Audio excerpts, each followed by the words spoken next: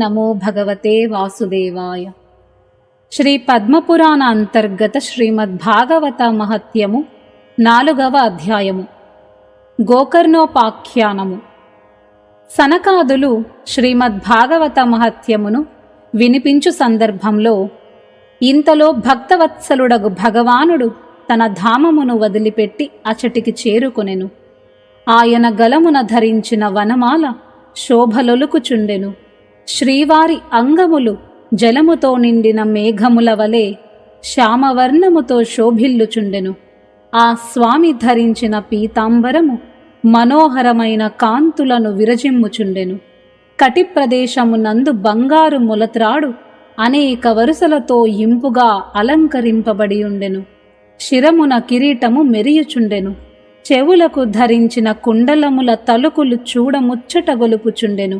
ఆ భగవానుడు త్రివిధ భంగిమలతో నిలుచుండి మనోహర భావమును చిందించుచు చిత్తమును హరించుచుండెను.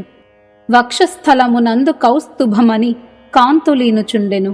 ఆ స్వామివారి సమస్త అంగములు హరిచందనముచే పూయబడి కమ్మని సువాసనలు వెదజల్లుచుండెను. ఆ రూపలావణ్యమును ఏమని వర్ణింపగలము? ఆహా! ఆయన కోట్ల కొలది మన్మధుల యొక్క అందచందములను దోచుకునినట్లుండెను. ఆయన పరమానంద స్వరూపుడు, చిన్మయాకారుడు, మధురాతి మధురమైనవాడు. మురళిని ధరించినట్టి సాటిలేని స్వరూపముతో తన భక్తుల స్వచ్ఛమైన హృదయములయందు ఆవిర్భవించెను. వైకుంఠములో నివసించున్నట్టి విష్ణు భక్తులు, ఉద్ధవుడు మొదలగువారు భాగవత కథను వినుట కొరకై గుప్త రూపములో అచటకు వచ్చియుండిరి. అప్పుడు జయ జయ ధ్వానములు మారుమ్రోగెను. అలౌకికమైన భక్తి రసము అత్యద్భుతముగా అందరిలో పొంగి పొరలుచుండెను. మాటి మాటికి పరిమళ ద్రవ్యములు సువాసనలు వెదజల్లుచుండెను. పుష్పవర్షము కురియుచుండెను. శంఖధ్వనులు ప్రతిధ్వనించుచుండెను. ఆ సభయందు కూర్చున్న వారందరూ తమ తమ దేహములను గేహములను ఆత్మలను కూడా విస్మరించియుండిరి. అట్టివారల తన్మయతను తల్లీనతనుగాంచిన నారదుడు ఇలా చెప్పసాగెను. మునీశ్వరులారా, ఈనాడు సప్తాహ శ్రవణము యొక్క గొప్పదైన అలౌకికమగు మహిమను నేను వీక్షించితిని. దీనివలన మూఢులు, దుష్టులు, పశుపక్షులు అందరికందరూ పాపరహితులైరి. కలికాలమునందు చిత్తశుద్ధి కొరకు భాగవతమే ఆధారము. మర్త్యలోకమునందలి పాప సమూహములను నాశమునర్చుటకు ఈ కథకు సాటి అయిన పవిత్ర సాధనము ఈ భువిలో మరియొకటి లేనే లేదు. మునివర్యులారా, మీరందరూ మిక్కిలి దయగలవారు. ఈ ప్రపంచమునకు మేలును శుభమును చేకూర్చుటకై బాగుగా విచారించి ఇందులకు తగిన ఒక నవీన మార్గమును కనుగొనినారు. కావున కథారూపమగు ఈ సప్తాహ యజ్ఞము ద్వారా ఈ లోకమునందు ఎవరెవరు పవిత్రులగుదురో దయచేసి మాకు వివరింపుడు అని పలికెను. అప్పుడు సనకాదులు ఇలా చెప్పిరి. ఎల్లప్పుడూ రకరకములైన పాపకార్యములను చేయువారు, నిరంతరము దురాచారములందు ఆసక్తులయుండువారు, వక్రమార్గములను అనుసరించువారు, క్రోధమును అగ్నిచేత కాలిపోవువారు, కపట బుద్ధిగలవారు, స్త్రీలోలురు, వీరందరూ ఈ కలియుగమునందు సప్తాహ యజ్ఞము చేత పవిత్రులగుదురు. సత్యమును విడిచిపెట్టిన వారు అనగా అబద్ధాల కోరులు, తల్లిదండ్రులను నిందించువారు, తృష్ణచే వ్యాకులత చెందువారు అనగా కోరికలకు బానిసలైన వారు, ఆశ్రమ ధర్మములను పాటించనివారు, డాంబికులు, ఈర్ష్యాలువులు అనగా తోటివారి అభివృద్ధిని చూచి ఓర్వలేనటువంటి వారు, ఇతరులను హింసించువారు, వీరందరూ కూడా ఈ కలికాలమునందు సప్తాహ యజ్ఞముచే పవిత్రులయ్యెదరు. మదిరాపానము చేయుట, బ్రహ్మహత్యకు పాల్పడుట, బంగారమును దొంగలించుట, గురుపత్ని గమనము, విశ్వాసఘాతుకము అను ఈ 5 మహాపాతకములను చేయువారు, మోసము కపటములకు అలవాటు పడినవారు, క్రూరులు, పిశాచముల వలె నిర్దయులగువారు, బ్రాహ్మణుల ధనమును దోచుకొని వృద్ధి పొందువారు, వ్యభిచారులు అయినట్టి వారందరూ ఈ కలియుగమునందు సప్తాహ యజ్ఞముచే పునీతులగుదురు. దుష్టులైన వారు అదే పనిగా మూర్ఖులై శరీరము చేత, మాటల చేత, మనస్సు చేత నిత్యము పాపము చేయువారు, పరుల ధనము చేత తాము సంపన్నులయ్యడివారు, మలినమైన మనస్కులు, దురాశాపరులు అయిన వీరందరూ కూడా కలికాలములో సప్తాహ యజ్ఞము వలన పరిశుద్ధులగుదురు. నారదా, ఇప్పుడు మేము నీకు ఈ విషయమునకు చెందిన ఒక ప్రాచీన కథను వినిపించెదము. దానిని వినుటతోడనే సమస్త పాపములు సమసిపోవును. పూర్వకాలమున తుంగభద్రా నదీ తీరమున ఒక శ్రేష్టమైన నగరము కలదు. అక్కడ అన్ని వర్ణముల వారు నివసించుచుండిరి. వారందరూ తమ తమ ధర్మములను చక్కగా ఆచరించుచుండిరి. సత్యమునందు, సత్కార్యములందు వారి మనస్సు నిమగ్నమయ్యుండెను. ఆ నగరమునందు ఆత్మదేవుడను బ్రాహ్మణుడు ఉండెను. అతడు సమస్త వేద శాస్త్ర విద్వాంసుడు, శ్రౌత స్మార్త కర్మలయందు నిష్ణాతుడు. అతడు మరొక సూర్యుని వంటి తేజస్సు కలిగినవాడు. అతడు ధనవంతుడే కాని పౌరోహిత్యముతో తన జీవితమును గడుపుచుండెను. అతని భార్య పేరు దుందులి. ఆమె చక్కని సౌందర్యవంతురాలు, ఉత్తమ వంశమునందు జన్మించినది. కాని తన మాటయే నెగ్గవలెనను హఠ స్వభావమును కలిగి ఉండెను. ఆమె లౌకిక విషయముల యందు ఆసక్తి కలది, క్రూరమైన స్వభావమును కలిగినది. తరచుగా అర్థములేని మాటలను మాట్లాడుచు వ్యర్థముగా వాదించుచుండెడిది. గృహ కార్యముల యందు ఆరితేరినది, కాని లోభురాలు, అనగా పిసినారి, పైగా జగడాలమారి. ఈ విధమైన ఆ బ్రాహ్మణ దంపతులు ప్రేమతో కాలము గడుపుచుండిరి. వారికి కావలసినంత ధనముండెను, భోగ విలాసములకు తగినంత సామాగ్రి ఉండెను, సుందరమైన గృహము కూడా ఉండెను. కాని ఇవన్నీయును ఉండి కూడా వారికి ఏమాత్రము సుఖము లేకుండెను. వారికి వయసు మల్లినది. అప్పుడు సంతానము కొరకై వారు వివిధ పుణ్యకర్మలను చేయుటకు సిద్ధపడిరి. దిక్కులేని వారికి, దుఃఖితులకు గోదానము, భూదానము, సువర్ణదానము, వస్త్రదానము మొదలగునవి చేయసాగిరి. ఈ విధముగా దాన ధర్మములను చేయుచు వారు తమకున్న ధనమునందలి సగభాగమును వెచ్చించిరి. కాని వారికి ఒక కుమారుడు కాని ఒక కుమార్తె కాని కలుగలేదు. అందువలన ఆ బ్రాహ్మణుడు మిక్కిలి చింతకు లోనై దురపిల్లుచుండెను. ఒకనాడు ఆ బ్రాహ్మణుడు మిగుల దుఃఖముతో పీడితుడై గృహమును వదిలి వనమునకు చేరెను. మధ్యాహ్న సమయమున అతనికి దప్పిక కలిగెను. దాహమును తీర్చుకొనుటకై అతడొక చెరువును సమీపించెను. సంతానలేమి చేత కలిగిన దుఃఖము వలన అతని శరీరము మిగుల కృషించిపోయెను. అందుచే అతడు ఎంతయో అలసియుండెను. తృప్తిగా నీరు తాగి అచటనే కూర్చుండిపోయెను. 2 గడియలు గడిచిన పిమ్మట మహాత్ముడగు ఒక సన్యాసి అచటికి వచ్చెను. బ్రాహ్మణుడు ఆ సన్యాసిని చూచేసరికి అతడు నీరు త్రాగియుండెను. అప్పుడు ఆ బ్రాహ్మణుడు లేచి ఆ సన్యాసిని సమీపించి ఆయన పాదములకు తలను చేర్చి నమస్కరించెను. పిమ్మట అతని ఎదుట నిలబడి సుదీర్ఘమైన నిట్టూర్పులు విడుచుచుండెను. అప్పుడు సన్యాసి ఇట్లు అడిగెను, బ్రాహ్మణదేవా, నీవెందుకు ఏడ్చుచుంటివి? ఎంతటి బలమైన కష్టము నీకు వచ్చి పడినది? నీ దుఃఖమునకు గల కారణమేమిటో నాకు వెంటనే తెలుపుము అని అనెను. అప్పుడు బ్రాహ్మణుడు ఇలా చెప్పెను, మహాత్మా, నా దుఃఖమును గూర్చి ఏమని చెప్పగలను? ఇదంతయు నేను గత జన్మలయందు చేసుకొనిన పాపరాశి ఫలితము. ఇప్పుడు నేను విడిచిన తర్పణములను మా పితృదేవతలు తమ వేడి వేడి నిట్టూర్పులచే త్రావుచున్నారు. అటు దేవతలు ఇటు బ్రాహ్మణులు నేను ఏమిచ్చినను దానిని వారు ప్రసన్న మనస్కులై స్వీకరించుటలేదు. సంతానము కొరకు నేను ఎంతగానో దుఃఖించుచున్నాను. ఏదో వెలితి ఇదంతా నాకు శూన్యముగా గోచరించుచున్నది. అందువలన నేను నా ప్రాణములను విడుచుటకు ఇచుటకు చేరితిని. సంతానము లేని జీవితము ధిక్కారమునకు లోనగును. సంతానహీనమైన గృహము నింద్యమగును. సంతానరహితమైన వాని ధనము కూడా వ్యర్థమగును. సంతతి లోపించిన వంశము అవమానముల పాలగును. నేను పెంచిన ఆవు కూడా పూర్తిగా గొడ్రాలగుచున్నది. నా చేత నాటిన చెట్లను సైతము వంధ్యత్వము ఆవహించుచున్నది. మా ఇంటికి చేరిన ఫలములు కూడా అతి తొందరగా కుళ్ళిపోవుచున్నవి. నేను మిగుల దురదృష్టవంతుడను, సంతానహీనుడను. ఇక నేను జీవించుట ఎందులకు? అని చెప్పిన ఆ బ్రాహ్మణుడు దుఃఖముతో మిగుల వ్యాకులుడయ్యను. అంతట మహాత్ముడైన ఆ సన్యాసి ముందు వెక్కి వెక్కి ఏడువసాగెను. అప్పుడా యతీంద్రుని చిత్తము కరుణతో కరిగిపోయెను. వెంటనే ఆ మహాత్ముని హృదయము దయతో పొంగిపొరలను. యోగనిష్ఠుడగు ఆ సన్యాసి ఆ విప్రుని లలాట రేఖలను తిలకించి అతని వృత్తాంతమంతయును గ్రహించెను. అనంతరము ఆ విప్రోత్తమునకు ఇట్లు విశదముగా వివరించెను. యతీంద్రుడు ఇలా పలికెను: బ్రాహ్మణోత్తమా, సంతానము పట్ల గల ఈ వ్యామోహమును త్యజింపుము. కర్మగతి ప్రబలమైనది. నాయనా, వివేకమును ఆశ్రయించి సాంసారిక వాసనలను విడిచిపెట్టుము.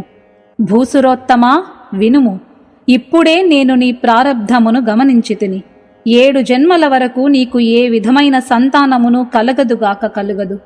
పూర్వకాలమునందు సగరుడు, అంగుడు అను రాజులు సంతతి కారణముగా మిగులు దుఃఖమును అనుభవించిరి. విప్రుడా, ఇప్పుడు నీవు కుటుంబము యొక్క ఆశను వదులుకొనుము. సన్యాసమే అన్ని విధములా హాయిని ఒనగూర్చును అని పలికెను. అప్పుడు బ్రాహ్మణుడు చెప్పెను: మహాత్మా, మీ జ్ఞానబోధచే నాకేమి ప్రయోజనము? బలవంతముగనైనను నాకొక పుత్రుని ప్రసాదింపుము. లేని ఎడల నేను మీ ఎదుటనే దుఃఖముచే మూర్ఛితుడనై అసవులను బాసెదను. భార్యాపుత్రాదుల సౌఖ్యము లేనట్టి సన్యాసము పూర్తిగా శుష్కమైనదే. నిజమునకు ఈ లోకమునందు పుత్ర పౌత్రాదులతో సమృద్ధమై కలకలలాడుచుండు గృహస్థాశ్రమమే మనోహరమై ఆనందదాయకముగా ఉండును.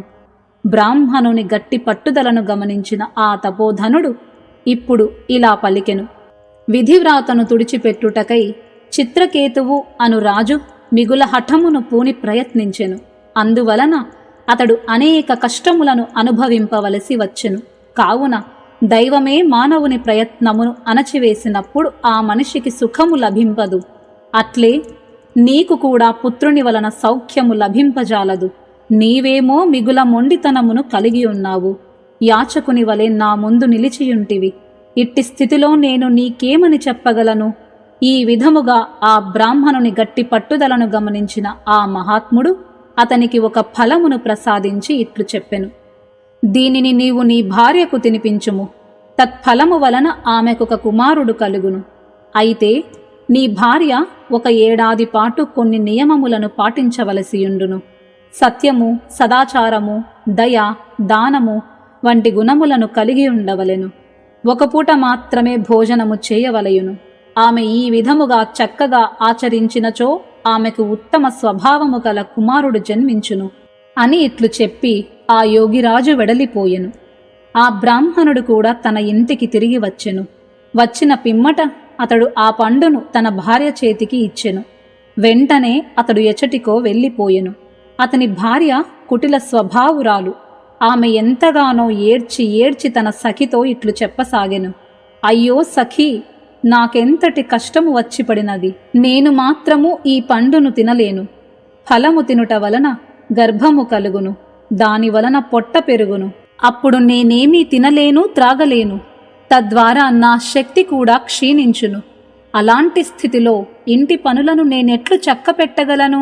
ఇంతేగాక దైవవశమున గ్రామములో దొంగలు చొరబడి దోచుకుని పోయిన ఎడల గర్భిణీ స్త్రీ ఎట్లు పరిగెత్తగలదు?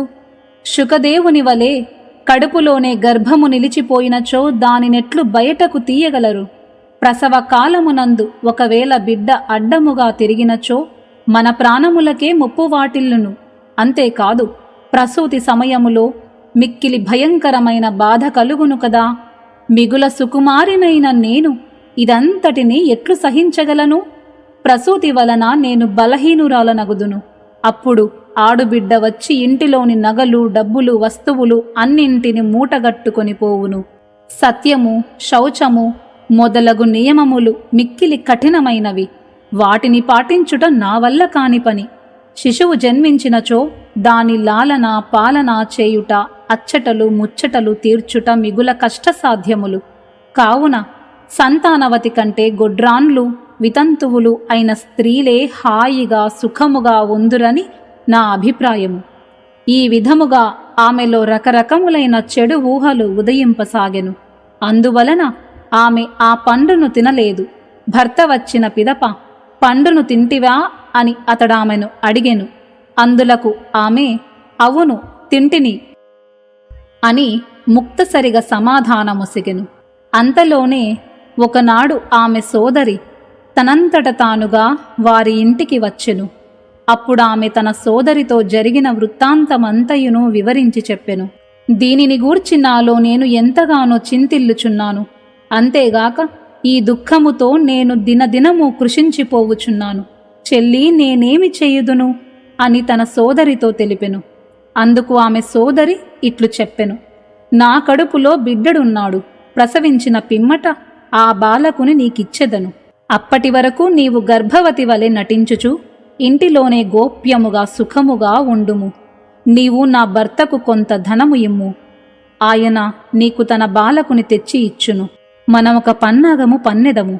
ఆమె బాలకుడు 6 నెలలు జీవించి మరణించెనని జనులందరూ చెప్పుకొనున్నట్లు మనము ఒక కుతంత్రమును చేసెదము. నేను ప్రతిదినము మీ ఇంటికి వచ్చి ఆ బాలకుని లాలన పాలన చూచెదను.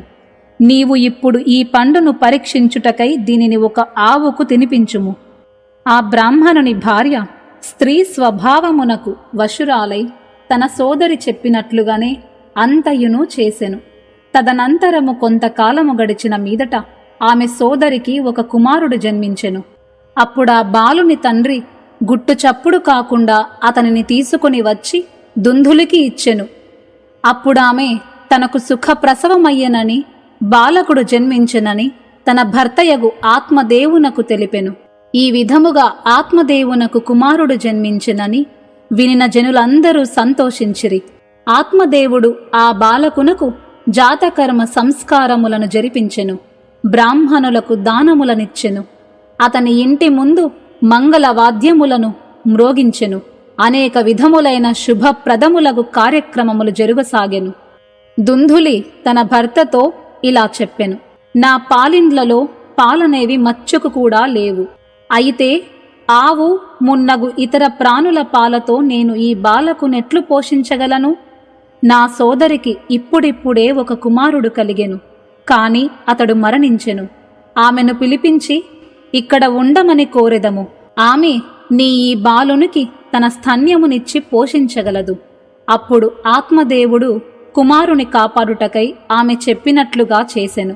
తల్లియగు దుందులి ఆ కుమారునకు దుందుకారి అను పేరు పెట్టెను. ఆ తరువాత 3 నెలలు గడిచిపోయెను. ఆ గోవునకు కూడా ఒక మానవాకారము కలిగిన బాలుడు ఉదయించెను. అతని అవయవములు అన్నియును తీర్చిదిద్దినట్లు హృద్యముగా నుండెను. దివ్య గుణములతో నిర్మలుడయుండెను. అతని దేహము సువర్ణ కాంతులను వెదజల్లుచుండెను. ఆ బాలుని చూచి ఆత్మదేవునకు అంతులేని ఆనందము కలిగెను. ఆయన స్వయముగా అతనికి అన్ని సంస్కారములను జరిపించెను. ఈ సంగతి తెలిసిన వారందరూ మిగుల విస్మయమును పొందిరి. అంతటా వారందరూ ఆ బాలుని చూచుటకు వచ్చుచుండిరి. వచ్చిన వారెల్లరూ పరస్పరముగా ఇట్లు ముచ్చటించుకొనసాగిరి, ఆహా, ఈ ఆత్మదేవుడు గొప్ప భాగ్యవంతుడు. ఈతని భాగ్యమే భాగ్యము. గోవునకు కూడా దివ్యరూపము కలిగిన బాలకుడు జన్మించెను. ఇదెంతయో ఆశ్చర్యకరమైనది కదా అని అనుకునిరి. దైవయోగముచే ఈ గుప్తమగు రహస్యము మరెవ్వరికినీ తెలియలేదు. ఆ బాలుని చెవులు ఆవు చెవుల వలె ఉండుటను చూచి ఆత్మదేవుడు అతనికి గోకర్ణుడు అని నామకరణము చేసెను. కొంతకాలము గడిచిన పిమ్మట ఆ బాలకులు ఇరువురు యవ్వన దశకు చేరుకునిరి. వారిలో గోకర్ణుడు గొప్ప విద్వాంసుడు, జ్ఞానవంతుడు అయ్యెను. కాని దుందుకారి మాత్రము మిగుల క్రూరుడుగా మారెను. దుందుకారిలో స్నానము, శౌచము వంటి బ్రాహ్మణోచితమగు ఆచారములు మచ్చుకైనను కానరాకుండెను. దుష్టమైన అన్నపానాదులకు అడ్డు లేకుండెను. అతనిలో కోపము బుసలు కొట్టుచుండెను. హానికారకములైన చెడు వస్తువులను కూడబెట్టుకొనుచుండెను. పరుల వస్తువులను దొంగలించుట, అందరితో ద్వేషమును పెంపొందించుట అతనికి స్వాభావికముగా మారిపోయెను. చాటుమాటుగా ఇతరుల ఇండ్లను తగులబెట్టుచుండెను. పిల్లలను ఆడించదనని ఎత్తుకొనడివాడు. వెంటనే వారిని బావిలో పడవేసడివాడు. హింసించుట అతనికొక ఆటగా వ్యసనమైపోయినది. ఎల్లవేళలా అస్త్రశస్త్రములను ధరించెడివాడు. అమాయకులను, గుడ్డివారిని, దీనులను, దుఃఖితులను వ్యర్థముగా బాధించెడివాడు. చెండాలుర మీద అతనికి ఎనలేని ప్రేమ ఉండెడిది. వలను చేత పట్టుకొని కుక్కల గుంపును వెంటబెట్టుకొని వేటాడుటకై వెళ్ళుచుండెడివాడు. వేశ్యల వలలో చిక్కుకొని తన తండ్రి సంపదనంతయు నాశనమునర్చెను. ఒకనాడు తల్లిదండ్రులను కొట్టి తిట్టి ఇంటిలో ఉన్న సామాగ్రినంతయు స్వయముగా అపహరించెను.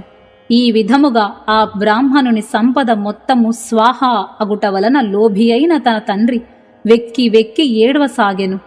చివరకు ఆయన ఇలా పలికెను, అయ్యో, ఇంతకంటే వీని తల్లి గొడ్రాలగుటయే సమంజసముగా నుండెడిది. దుష్టుడైన కుమారుడు మిగుల దుఃఖముల పాల్జేయును. ఇప్పుడు నేనెక్కడ ఉందును? ఎక్కడకు పోవుదును? నా బాధను ఎవరు మాన్పగలరు? అయ్యో, నాకెంతటి ఆపద వచ్చి పడినది! నేనేమి చేతును? ఈ సంకటముల వలన ఏదో ఒకనాడు ప్రాణములను వదలక తప్పదు అని వెక్కి వెక్కి ఏడ్చుచుండెను. ఇంతలో జ్ఞానవంతుడైన గోకర్ణుడు అచటికి వచ్చెను. తన తండ్రికి వైరాగ్యమును ఉపదేశించుచు ఎంతయో నచ్చజెప్పెను. అతడిట్లు చెప్పెను, తండ్రి, ఈ ప్రపంచము సారహీనమైనది, మిగుల దుఃఖదాయకమైనది, అధికమైన మోహమునందు ముంచివేయును. కుమారుడెవరివాడు? ధనమెవరిది? ప్రేమకు వశుడైన వ్యక్తి రాత్రింబవళ్ళు దీపము వలె మండుచుండును. ఇంద్రునకు గాని సార్వభౌమునకు గాని రవంత కూడా సుఖము లేదు. కేవలము వైరాగ్యవంతునకు, మునికి, ఏకాంత జీవికి మాత్రమే అచ్చమైన సుఖము లభించును. ఇతడు నా పుత్రుడు అనడి అజ్ఞానమును త్యజింపుము. మోహముచే నరకమే లభించును. ఈ శరీరము పడిపోవుట తప్పదు. గోకర్ణుడు చెప్పిన మాటలను చక్కగా వినిన ఆత్మదేవుడు వనములకు వెళ్ళుటకు సంసిద్ధుడయ్యెను. అప్పుడు గోకర్ణునితో అతడిట్లనెను, కుమారా, వనమునకు చేరి నేనేమి చెయ్యవలయునో నాకు విశదముగా వివరింపుము. నేను గొప్ప మూర్ఖుడను. ఇప్పటి వరకు నేను ప్రేమ పాశమున చిక్కుకొని బంధింపబడితిని. కుంటివాని వలె చిమ్మ చీకటితో నిండియున్న గృహమను బావిలో పడియుంటిని. నీవు మిక్కిలి దయగలవాడవు, దీని నుండి నన్ను ఉద్ధరించుము అని అనెను. అప్పుడు గోకర్ణుడిట్లు వచించెను, తండ్రి, ఈ శరీరము ఎముకలు, మాంసము, రక్తముతో నిండియున్నది. దీనిని నేను అని తలంచుట మానివేయుము. భార్యాపుత్రాదులను నావారు అని ఎప్పుడునూ తలంచకము. ఈ సంసారము క్షణభంగురమని రాత్రింబవళ్ళు పరికించుము. ఇచటి ఏ వస్తువునూ కూడా శాశ్వతమని తలంపకము. వాటిమీద అనురాగమును పెంచుకొనకము. ఇక చాలును. ఒకే ఒక్క వైరాగ్యరసమునందు మునకలు వేయుచు భగవంతుని భక్తిలో నిమగ్నుడవై ఉండుము. భగవద్భక్తియే అన్నింటికంటే గొప్పదైన ధర్మము. నిరంతరము దానిని ఆశ్రయించి ఉండవలెను. ఇతరములగు లౌకిక ధర్మములనన్నింటినీ విడిచిపెట్టవలెను. ఎల్లప్పుడూ సాధుజనులను సేవించుచుండవలెను.